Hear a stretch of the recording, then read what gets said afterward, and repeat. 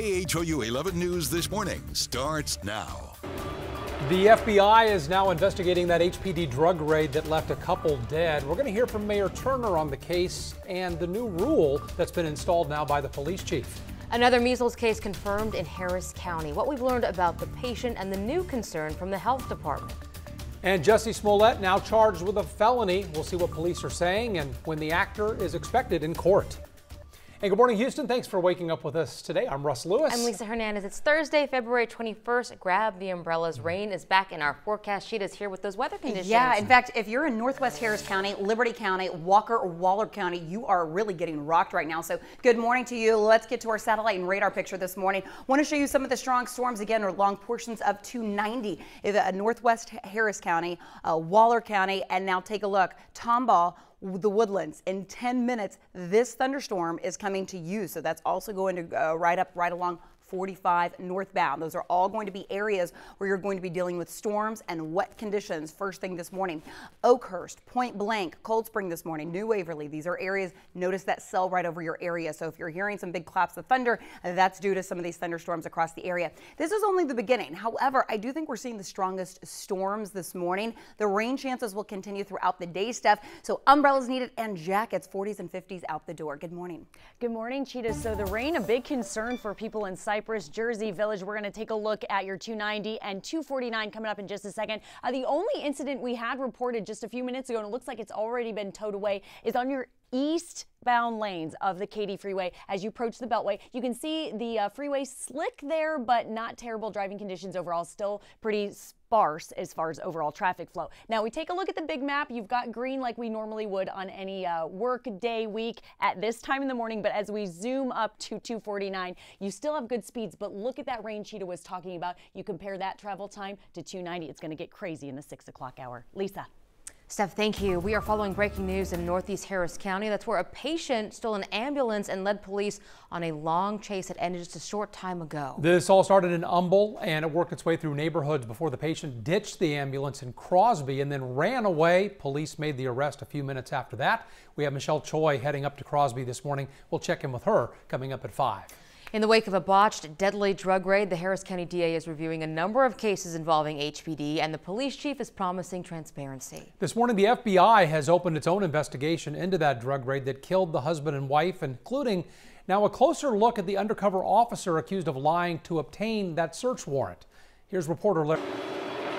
4 weeks after a shaky no-knock warrant got 4 H.P.D officers shot and 2 homeowners killed. We're done talking about anyone that's a target in this investigation. We're done talking about the investigation. Police Chief Art Acevedo and Mayor Sylvester Turner welcomed new scrutiny, an FBI civil rights investigation, and Harris County's district attorney reviewing 1,400 cases jeopardized by an officer who, according to the chief, lied to get a warrant. It has been designed, it seems, to anger the public into believing that something occurred that may or may not have taken place. Officer Gerald Goins Jr.'s lawyer said the chief tainted the investigation, but the chief's boss sees a fair leader changing policies for the better. Call a ball, a strike, a strike. That's why I have no problems. In fact, support. Different eyes being looked at this investigation. Chief Acevedo ordered body cams now be worn by all SWAT teams and officers serving warrants. He also made the no-knock variety harder to get. They need top-level approval. Our cops know that, quite frankly, we care about them. And they know if for some reason they need this, all they have to do is ask. But the truth of the matter is, no case it's worth losing a life. It's why the city's Citizen Review Board is also involved. Like the FBI, H.P.D, and district attorney investigators, they get to see all the evidence and help shape punishment. We get probably about 90% of what we recommend is what happens. Not always. And the reason being is that there are times when things come up afterwards that we didn't know. Authorities promise transparency, but ask for patience until they know for sure who did what. That was our Larry Seward reporting. Authorities say they won't be commenting on that investigation until it's complete. It's 4:34. Harris County has its 4th measles case now. A total of 6 local people have come down with the disease recently. That unvaccinated person is between 15 and 24 years old and from Southeast Harris County, according to the health department. Since the virus has a 2-week incubation period, there is concern with this latest case. That says to me that maybe we're seeing the second wave of this measles outbreak. So we're clearly pressing our luck, and it's only a matter of time before the big one comes, the big measles outbreaks. And keep in mind, Texas has more unvaccinated children than any other state, at least 60,000 of them. Doctors say it is pretty simple. Vaccinate your kids for the best protection. 2 innocent bystanders caught in the middle of a fight were shot in southwest Houston, one of them fatally. An 18-year-old did not survive that scene. The second victim was taken to the hospital and should be okay. This happened off Dunlap Street near Highway 90 and Hillcroft. We don't know what started the fight near them, but police say the 2 men who were shot were not part of it. Police say 19-year-old Deverick Yell kidnapped and terrorized a Lyft driver last month. The driver says she picked him up and drove him to a remote area in Brookshire. That's where he allegedly threatened to shoot her and took control of her Lyft vehicle, driving her to her bank where she was told to withdraw $100. The suspect then had her call her husband and tell him to meet her at Katy Mills Mall. While the husband was there, the suspect drove to the victim's house and stole a TV and cell phone. He ended up letting her go. Deputies caught up with him and that stolen vehicle several days later. Nobody needs to be terrorized, but these folks didn't need to be terrorized like that. They didn't have to go through that. That's ridiculous. It's absolutely stupid what he did.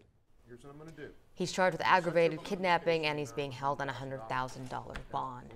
A fake news class assignment goes too far at Klein Oak High School and turns into a teachable moment. A student created a fake news story about one of the school's administrators caught trafficking cocaine and firearms. That student posted it online. It went viral. School officials sent a letter to parents about that post. Make sure you know the sources and, don't believe everything you see because it's not all true. A district spokesperson said the student went outside the scope of the assignment and it will never be given again. It's 4:37 at the Vatican. Right now, Pope Francis is hosting a summit on abuse in the church. He opened that meeting by warning bishops that the faithful want concrete action and not just condemnation. That 4-day summit will feature lectures and workshops on preventing sex abuse in churches. We don't know yet if the Pope will meet with survivors during that time.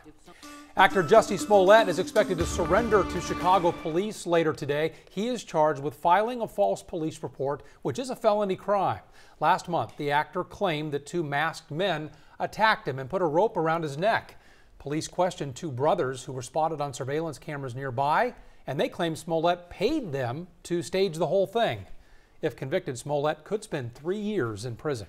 A member of the U.S. Coast Guard is accused of living a double life as a domestic terrorist. Investigators say Christopher Hassan aspired to murder well-known politicians and journalists. Court documents reveal he described himself as a white nationalist. He was arrested Friday in Maryland for possession of firearms and other weapons. We live in this type of world where we don't know what can happen at any second. And the fact that he's steps away, that makes us feel like we're not safe anywhere at this point. Hassan is expected to make a court appearance sometime today. President Trump's former attorney Michael Cohen will testify next week before the House committee. He was originally scheduled to testify earlier this month, but backed out, citing threats to his family. Cohen pleaded guilty to lying to Congress and violating campaign finances. He will begin a 3-year sentence in May. A big fire burned several buildings in Bangladesh, killing at least 70 people and injuring 50 others. And it took 10 hours for the firefighters to get the flames under control. That fire trapped a lot of victims inside those buildings, which contained chemicals and plastic. The winter storm pounding the north is not letting up. Several government offices in Washington, D.C. never opened yesterday. The snow extended from North Dakota to New England. Thousands of flights were canceled. Cheetah Craft is following what those folks have in store today. Cheetah? Yeah, well, it's not going to get a whole lot better early this morning, but then we're going to see some nice change as we head into this afternoon and evening.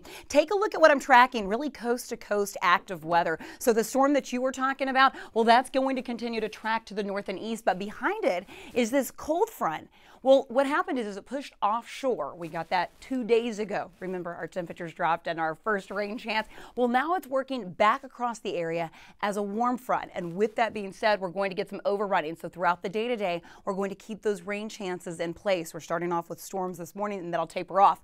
The next system that I'm tracking here is along the southwest, the desert southwest. This low has a trailing cold front, and that's what's going to actually be pushing through Sunday into Monday. So active active weather coast to coast. Again, if you're flying here, I know I've been talking about this. I was talking about this yesterday. I would already expect either some delays and maybe even some flight cancellations just to do how active our weather is coast to coast here. This morning, we've already had a few strong storms work across portions of 290, Northwest Harris County, Waller, Walker County. I'm going to zoom in a little bit tighter. Tomball. If you're waking up in Tomball or the Woodlands right now or Spring, you're waking up to a strong storm. The good news is this is moving really quickly. So almost as quickly as it moves in, it begins to move out. Oakhurst, point blank this morning. You're continuing to see that as well. So a 60% chance for your morning commute up until about 8, 9 o'clock. As you head into your lunchtime hour, these rain chances will slowly start to taper. And then by the afternoon, we're still tracking about a 30% chance for a shower. Now, the strongest storm should be this morning.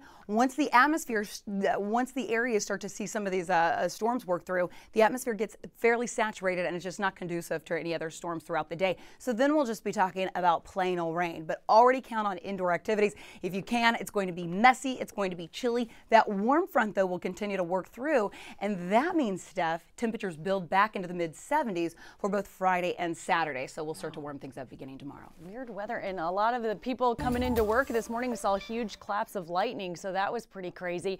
Now, it is raining out there, as Sheeta just mentioned, but that doesn't stop TxDOT all the time. So you can see what's going on your East Freeway. I'm going to continue to hammer this camera for you as the days roll on, because this bridge repair that was going on after that barge hit it last week, we're still going to see that over the San Jacinto River, and you can see that on-ramp is blocked right now. 2 lanes are blocked. In the 6 o'clock, 7 o'clock, 8 o'clock hour, it gets really bad here in this direction westbound.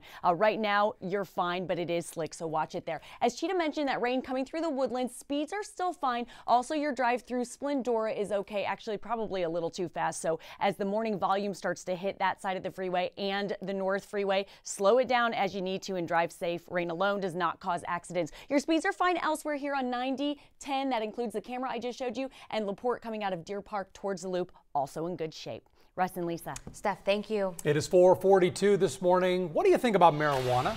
You know, it turns out every year more Americans support legalizing it. So what's causing people to change their opinions? Also ahead this morning, would you allow your 16-year-old to vote? We'll tell you the plan unveiled in one state designed to lower the voting age.